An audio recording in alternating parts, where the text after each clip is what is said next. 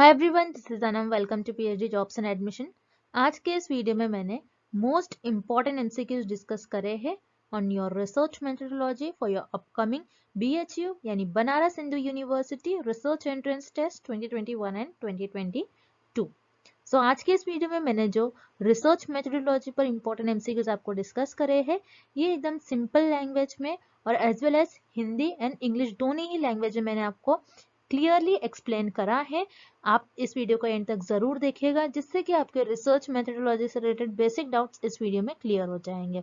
उसी के साथ साथ मैं आपको बताना चाहती हूँ कि आपके प्रिपरेशंस को बूस्ट करने के लिए हमने रिसर्च मेथोडोलॉजी का कंप्लीट कोर्स लॉन्च करा है in both language, Hindi as well as in English. तो हमने जो रिसर्च मेथोडोलॉजी का कंटेंट बनाया है, ये हमने हमारे एक्सपीरियंस के बेसिस पर आपका सारा रिसर्च मेथोडोलॉजी का कंटेंट बनाया है, और आपके पीएचडी एंट्रेंस एग्जामिनेशन में जिस टाइप के क्वेश्चंस पूछे जाते हैं, वो सारे क्वेश्चंस हमने हमारे रिसर्च मेथोडोलॉजी के इस कंटेंट में कवर करा है।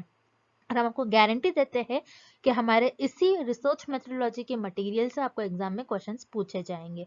सो हमारे इस कोर्स को परचेस करने के लिए आपको इस नंबर पर हमें व्हाट्सएप के थ्रू मैसेज करना है। याद रखिए, आपको व्हाट्सएप के थ्रू ही आपको हमें कॉन्टैक्ट करना है, और कॉन्टैक्ट करने के विद इन 15 to 20 मिनट्स में आपको सारा स्टडी मटेरियल प्रोवाइड करेंगे। So if you like my video, please don't forget to subscribe my channel. Research methodology के कंटेंट में हम आपको full syllabus video lectures, full syllabus notes, mock test and 1000+ MCQs PDF provide करेंगे in both the language, Hindi as well as in English. So हम आपको guarantee देते हैं, अगर आप हमारा ये जो रिसर्च मेथोडोलॉजी का कंटेंट फॉलो करते हो, तो आपको कई और से रिसर्च मेथोडोलॉजी की प्रिपरेशन करने की जरूरत नहीं पड़ेगी, और रिसर्च मेथोडोलॉजी की सारी गारंटी हमारी होगी।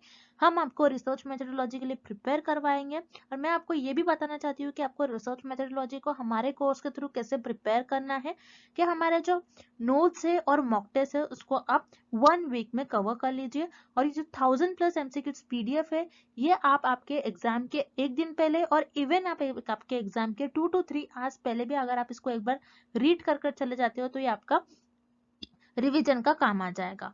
सो 1000+ एमसीक्यूज पीडीएफ में हमने रिसर्च मेथोडोलॉजी के सारे इंपॉर्टेंट क्वेश्चंस कवर करे हैं, और हम आपको गारंटी देते हैं इसी पीडीएफ से आपको एग्जाम में 10 to 12 क्वेश्चंस डायरेक्टली पूछे जाएंगे। और कई स्टूडेंट्स का हमारा फीडबैक भी है कि उनको उनके पीएचडी एंट्रेंस एग्जाम में इसी पीडीएफ से 10 to 15 क्वेश्चंस डायरेक्टली पूछे गए थे।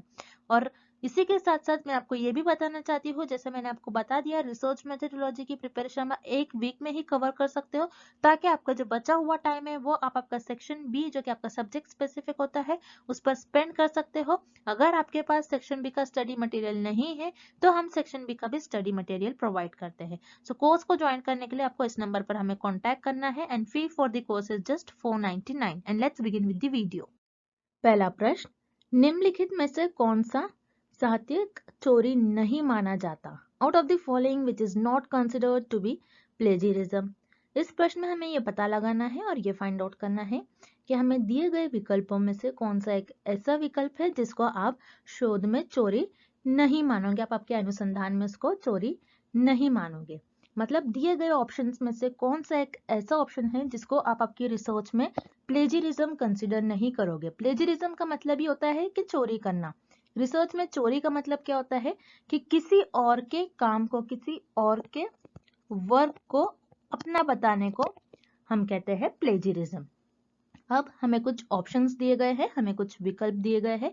एक एक कर हम सारे विकल्पों को देख लेते हैं और देखते हैं कि कौन सा हमें इस प्रश्न का सही उत्तर मिलेगा। सो पहले हम ऑप्शन ए देखते हैं। ऑप्शन ए, अपने पेपर में लेखक के कार्य के चार्ट के पुनः प्रस्तुत करना, मतलब reproducing in your paper a chart content in the author's work. आपने क्या करा, किसी ऑथर का वर्क है, उसको एक पेपर, एक चार्ट है, उसको आपने क्या करा, फिर से रिप्रोड्यूस करा। मतलब एक शोधकर्ता है, शोधकर्ता का एक वर्क है जिसमें उन्होंने कुछ पेपर चार्ट है, उसका आपने क्या करा, फिर से ऐसा ही प्रेजेंट कर दिया। तो ये क्या कहलाएगा, ये तो चोरी कहलाएगा। आपने क्या करा, किसी और के वर्क को, मतलब किसी दूसरे के काम को, कोई लेखक है, उस लेखक के कार्य को आपने क्या बताया, वैसे ही प्रेजेंट कर दिया, वैसे ही बताया आपने। तो आप उसको क्या कहेंगे कि वो प्लेजरिज्म है, वो चोरी हो जाएगी। सो यहाँ पर जो आपका ऑप्शन ए है, जो आपका विकल्प ए आपको दिया गया है, ये इस प्रश्न का सही उत्तर नहीं होगा। देन विकल्प बी, लेखक के सटीक शब्दों का उपयोग करना, मतलब using the exact words of the author. आपने क्या किया, आपके लेखक के हूबहू आपने सेम वर्ड्स को कॉपी करा, सेम वर्ड आपने लिखा। आपने क्या करा, आपके जो रिसर्चर है किसी ऑथर का एग्जैक्ट वर्ड आपने यूज करा। सो ये भी क्या हो जाएगा, प्लेजरिज्म। प्लेजरिज्म क्या होता है, किसी और के काम को, किसी और के वर्क को, किसी और के रिसर्च को अपना बताना, उसे हम कहते हैं प्लेजरिज्म। सो यहाँ पर भी आपने क्या करा, किसी और का वर्क था, मतलब किसी ऑथर का वर्क था, उसके अपने एग्जैक्ट वर्ड लिए। सो ये भी क्या कहलाएगा, चोरी कहलाएगा, मतलब ये भी प्लेजरिज्म हो जाएगा आपका। सो यहाँ पर जो आपको ऑप्शन बी गिवन है, जो विकल्प बी आपको दिया गया है, ये इस प्रश्न का सही उत्तर नहीं होगा। Then option C, using information from the author's work that is regarded as common knowledge in the discipline, मतलब लेखक के काम की जानकारी का उपयोग करना जिसे प्राय सामान्य ज्ञान माना जाता है, मतलब एक सामान्य ज्ञान जो सबको पता है, ऐसी नॉलेज, कॉमन नॉलेज जिसे हम कहते हैं, जो सबको पता होती है। जैसे हम ह्यूमन के पास 2 आईज होती है, ये तो सबको पता है। उसी तरीके से ह्यूमन बॉडी नीड्स ऑक्सीजन, हमें ऑक्सीजन चाहिए होती है जिंदा रहने के लिए, ये भी सबको पता है। तो ये क्या हो गई, आपकी कॉमन नॉलेज हो गई, ये तो नॉलेज सभी को होती है। अगर आप आपकी रिसर्च में ऐसी ज्ञान का उपयोग कर रहे हैं, अगर आप आपके रिसर्च में, आपके अनुसंधान में ऐसी कॉमन नॉलेज का यूज कर रहे हो, तो हम उससे कहेंगे कि आपने ये चोरी नहीं की, आपने यहाँ पर रिसर्च में प्लेजरिज्म परफॉर्म नहीं करा है, और रिसर्च में इसे प्लेजरिज्म कंसिडर नहीं किया जाएगा। सो अगर आप आपके रिसर्च में एक सामान्य ज्ञान का उपयोग कर रहे हैं, तो उसे हम अनुसंधान में चोरी नहीं करेंगे, उसे अनुसंधान में चोरी नहीं माना जाएगा। तो यहाँ पर जो आपका विकल्प सी है, इस प्रश्न का सही उत्तर हो जाएगा। अगला प्रश्न, मौलिक अनुसंधान निम्नलिखित में से किस द्वारा भी जाना जाता है? Fundamental research is also known as. इस प्रश्न में हमें पता लगाना है कि मौलिक अनुसंधान को और हम किस नाम से जानते हैं, या फिर मौलिक अनुसंधान को या किस नाम से जाना जाता है। मतलब फंडामेंटल रिसर्च को और हम क्या कहते हैं, कौन सी रिसर्च कहते हैं फंडामेंटल रिसर्च को, और दूसरे किस नाम से हम जानते हैं, हमें ये पता लगाना है इस प्रश्न में। सो फंडामेंटल रिसर्च होती क्या है, मौलिक अनुसंधान, ये अनुसंधान होती क्या है, पहले तो आपको ये पता होना चाहिए। सो फंडामेंटल रिसर्च में जो रिसर्चर्स होते हैं आपके, मतलब आपके जो शोधकर्ता होते हैं, ये न्यू आइडियाज, न्यू कॉन्सेप्ट और न्यू थ्योरीज को डेवलप करते हैं, मतलब नए विचार, नए अवधारणा और नए सिद्धांत को विकसित करते हैं, उसे हम कहते हैं फंडामेंटल रिसर्च। सो फंडामेंटल रिसर्च यानी आपकी मौलिक अनुसंधान जो होती है, इसमें researcher new ideas, new concept, new theories को डेवलप करते हैं, ताकि वो अपनी नॉलेज को, अपने ज्ञान को बढ़ा सके, अपनी नॉलेज को इंक्रीज कर सके। इसीलिए रिसर्चर्स जो होते हैं, आपके जो शोधकर्ता होते हैं, ये फंडामेंटल रिसर्च परफॉर्म करते हैं। अब फंडामेंटल रिसर्च में जैसे कि आप देख रहे हो, न्यू थ्योरी, न्यू कॉन्सेप्ट और न्यू आइडिया, मतलब नए विचार, नए अवधारणा और नए सिद्धांत के विकसित करते हैं रिसर्च आपके शोधकर्ता। तो यहाँ पर हर चीज नया हो रहा है, और हमें पता है जो भी चीज नई होती है, हर नई चीज प्योर होती है, इसलिए जो आपके फंडामेंटल रिसर्च होती है उसे हम कहते हैं प्योर रिसर्च। मतलब आपकी जो मौलिक अनुसंधान है, मौलिक अनुसंधान को हम सिद्धांतिक अनुसंधान भी कहते हैं। तो याद रखिएगा, फंडामेंटल रिसर्च को हम प्योर रिसर्च भी कहते हैं, जिसे हम हिंदी में कहते हैं सिद्धांतिक अनुसंधान। तो यहाँ पर आपका जो विकल्प डी है, इस प्रश्न का सही उत्तर हो जाएगा। अब इस प्रश्न में हमें जो दूसरे ऑप्शन से, जो इनकरेक्ट ऑप्शन से, जो गलत ऑप्शन है, हम उससे भी डिस्कस कर लेते हैं कि वो ऑप्शन है क्या। जैसे यहाँ पर आपको ऑप्शन ए गिवन है, एक्शन रिसर्च, मतलब क्रियानिष्ठ अनुसंधान। सो एक्शन रिसर्च क्या होती है, जिसमें आप इमीडिएटली किसी भी प्रॉब्लम को सॉल्व करते हैं।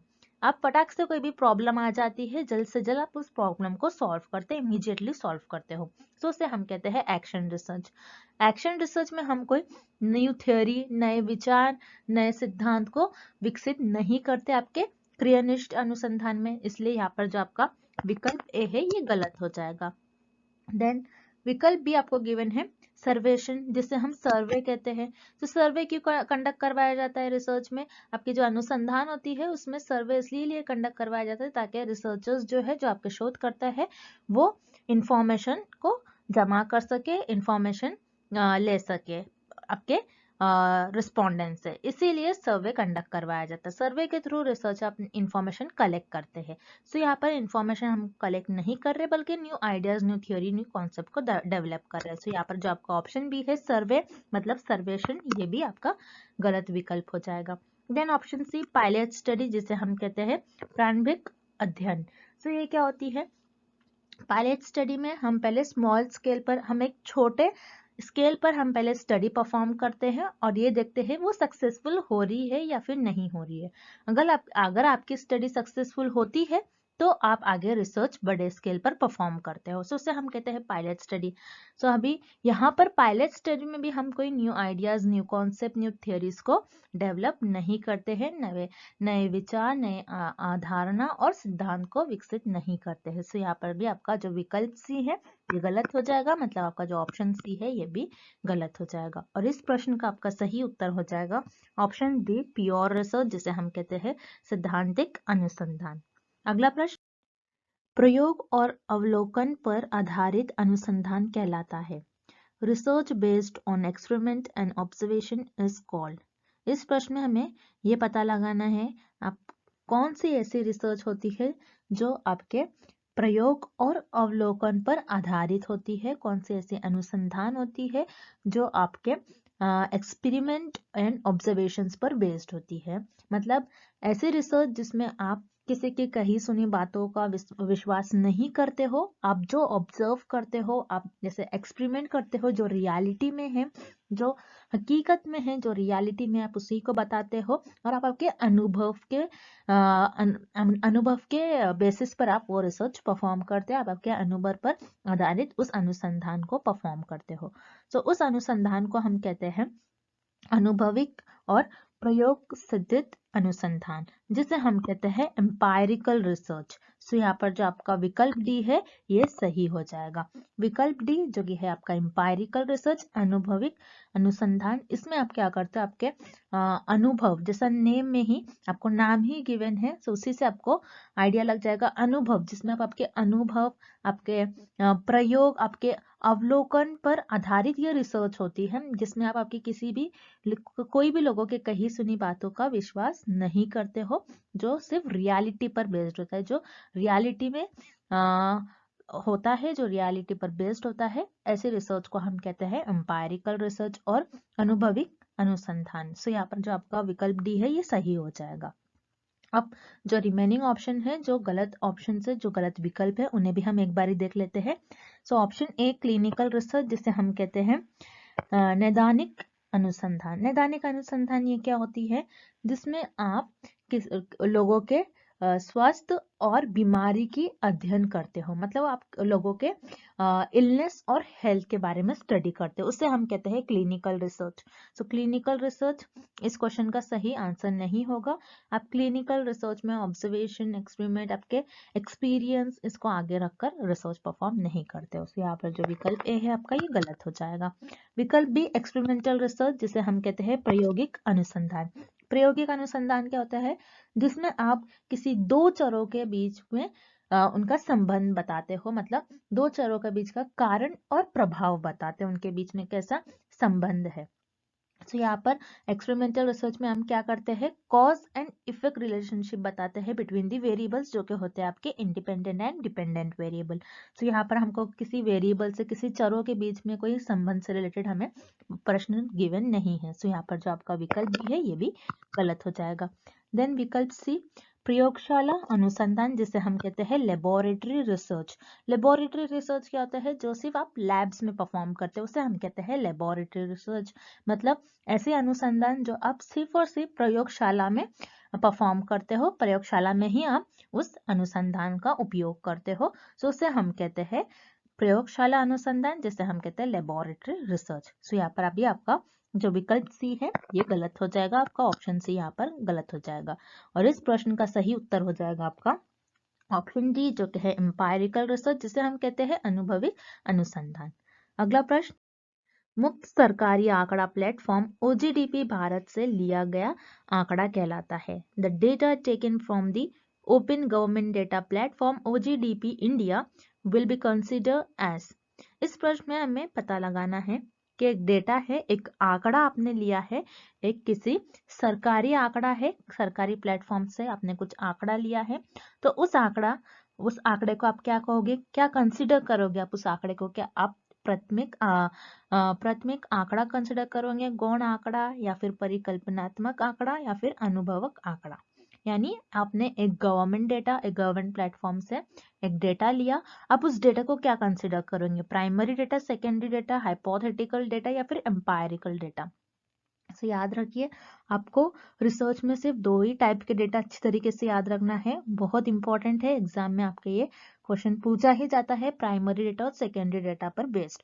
तो याद रखिएगा, रिसर्च में हम 2 तरीके से डेटा को कलेक्ट करते हो, 2 तरीके से आप आपके रिसर्च में डेटा को यूज करते हो। एक होता है आपका प्राइमरी डेटा और एक होता है आपका सेकेंडरी डेटा, मतलब प्राथमिक आंकड़ा और गौण आंकड़ा। प्राइमरी डेटा क्या होता है, जो रिसर्चर खुद जनरेट करते हैं। प्राइमरी डेटा का मतलब क्या होता है, जो रिसर्चर खुद रिसर्च में डेटा जनरेट करते हैं, मतलब खुद रिसर्चर वो डेटा कलेक्ट करते हैं, खुद आपके शोधकर्ता जो होते हैं वो रिसर्च में आपके शोध में इंफॉर्मेशन, आपके शोध में जो आंकड़ा होता है उनको इकट्ठा करते हैं, उससे हम कहते हैं प्राथमिक आंकड़ा, जिसे हम कहते हैं प्राइमरी डेटा। और सेकेंडरी डेटा क्या होता है, सेकेंडरी डेटा जो ऑलरेडी अवेलेबल डेटा होता है, जो ऑलरेडी अवेलेबल डेटा होता है, उससे हम कहते हैं secondary data. Secondary data publish data होता है, ऑलरेडी अवेलेबल डेटा होता है। तो सेकेंडरी डेटा, यहाँ पर सेकेंडरी डेटा में रिसर्चर जो होता है आपके, वो डेटा को जनरेट नहीं करते हैं। मतलब गौण आंकड़ा क्या होता है, ये पहले से ही आपके पास डेटा प्रेजेंट होता है, किसी ने इस पर रिसर्च किया होता है, ये ऑलरेडी अवेलेबल डेटा होता है। यहाँ पर रिसर्चर खुद डेटा जनरेट नहीं करते हैं, मतलब यहाँ पर जो आपके शोध करता है वो आंकड़ों में आंकड़ा जनरेट नहीं करते हैं, मतलब आपका डेटा को जनरेट नहीं करते, उससे हम कहते हैं गौण आंकड़ा, जिसे हम कहते हैं सेकेंडरी डेटा। अब इस क्वेश्चन में हमें जैसे कि दिया गया है कि एक डेटा जो है वो एक गवर्नमेंट प्लेटफॉर्म से लिया गया, एक ओपन गवर्नमेंट प्लेटफॉर्म से लिया गया है, मतलब ऐसा आंकड़ा जो सरकारी प्लेटफॉर्म से लिया गया है। तो यहाँ पर जो गवर्नमेंट का डेटा है, याद रखिएगा, गवर्नमेंट का डेटा पब्लिश डेटा होता है, ऐसा डेटा जो गवर्नमेंट का डेटा लिया गया है। सो गवर्नमेंट का डेटा आपका पब्लिश डेटा होता है, और जो डेटा पब्लिश्ड होता है मतलब ऑलरेडी प्रेजेंट होता है, पहले से ही प्रेजेंट डेटा होता है, उससे हम कहते हैं सेकेंडरी डेटा, जिसे हम कहते हैं गौण आंकड़ा। जो ऑलरेडी अवेलेबल डेटा होता है उससे हम कहते हैं गौण आंकड़ा और सेकेंडरी डेटा। सो इस प्रश्न का आपका सही उत्तर हो जाएगा विकल्प बी, जो कि है आपका ऑप्शन बी, सेकेंडरी डेटा और गौण आंकड़ा। सो यहाँ पर आपका ऑप्शन भी करेक्ट हो जाएगा। अब जो आपके ऑप्शन सी और डी है, इन्हें भी हम एक बारी देख लेते हैं। ऑप्शन सी हाइपोथेटिकल डेटा, जिसे हम कहते हैं प्राकल्पनिक आंकड़ा। सो ये क्या होते हैं, हाइपोथेटिकल डेटा, ये हाइपोथेसिस से लिया गया है ये वर्ड, मतलब आपका इमेजिनरी डेटा, आप थोड़े समय के लिए मान लेते हो कि ऐसा हो सकता है, ये डेटा ऐसा हो सकता है। सो यहाँ पर आप मान कुछ नहीं रहे हो, यहाँ पर आप कोई आपका हाइपोथेटिकल डेटा नहीं है, ये ऑलरेडी अवेलेबल डेटा है। सो यहाँ पर जो आपका विकल्प सी है ये गलत हो जाएगा। विकल्प डी अनुभविक आंकड़ा, जिसे हम कहते हैं एम्पायरिकल डेटा। एम्पायरिकल डेटा क्या होता है, जो आपके अनुभव पर बेस्ड होता है, जो आपके अनुभव पर आधारित होता है, उससे हम कहते हैं एम्पायरिकल डेटा। सो यहाँ पर ये आपका एम्पायरिकल भी डेटा नहीं होगा, ये आपके गवर्नमेंट का डेटा आपके अनुभव पर बेस्ड नहीं होता है। सो यहाँ पर जो आपका विकल्प डी है ये भी गलत हो जाएगा। सो यहाँ पर जो गवर्नमेंट डेटा है इसे हम कंसिडर करेंगे सेकेंडरी डेटा, मतलब आपका जो सरकारी प्लेटफॉर्म से आपने आंकड़ा लिया है उस आंकड़े को हम कंसिडर करेंगे आपका गौण आंकड़ा। सो इस प्रश्न का आपका सही उत्तर हो जाएगा विकल्प बी, सेकेंडरी डेटा और गौण आंकड़ा। अगला प्रश्न, एक्शन शोध का अर्थ है। एक्शन रिसर्च मीन्स, इस प्रश्न में हमें पता लगाना है कि एक्शन शोध का अर्थ क्या होता है, मतलब एक्शन रिसर्च का मीनिंग क्या होता है।